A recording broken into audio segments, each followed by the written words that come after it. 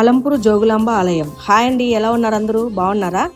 ఈ ఆలయం గురించి మరికొన్ని విశేషాలు మనం ఇప్పుడు తెలుసుకుందామా? ఈ ఆలయాన్ని 7వ శతాబ్దంలో బాదామి చాళుక్యులు నిర్మించారు. 14వ శతాబ్దంలో బహుమతి శిల్పాలను ఈ ఆలయాన్ని ధ్వంసం చేయగా 2005లో తిరిగి పునర్నిర్మించారు. ఈ ఆలయంలో అమ్మవారు మనకి శవంపై కూర్చొని శిరస్సుపై కపాలం, తేలు, బల్లి, గుడ్లగూబతో కూడిన కేశాలంకరణతో ఉగ్ర రూపంలో మనకి దర్శనమిస్తారు. ఇక్కడ బల్లి అనగా శకునాలకు అధిపతిగా, తేలు న్యాయధర్మాలకు, గుడ్లగూబ లక్ష్మీదేవి అమ్మవారి వాహనంగా, కపాలం తాంత్రికోపాసనాలు నిర్మూలిస్తోందని, సర్వం అమ్మలోనే కొలువైనట్లు మనకు దర్శనమిస్తారండి. ఈ మాఘశుద్ధ పంచమి రోజు విశేషమైందండి. ఎందుకంటే ఆ అమ్మవారి విగ్రహ ప్రతిష్ఠ జరిగింది ఆ రోజే. అప్పుడు మనకి నిజరూప దర్శనం కూడా ఆ ఒక్క రోజే ఉంటుందండి. ఇక్కడ నరఘోష దోషాలకు కూడా పూజ చేస్తారండి. ప్రపంచంలో ఈ నరఘోష పూజ జరిగేది ఈ యొక్క ఆలయంలోనేనండి. సో ఇదండి అలంపూర్ అమ్మవారి యొక్క విశేషాలు.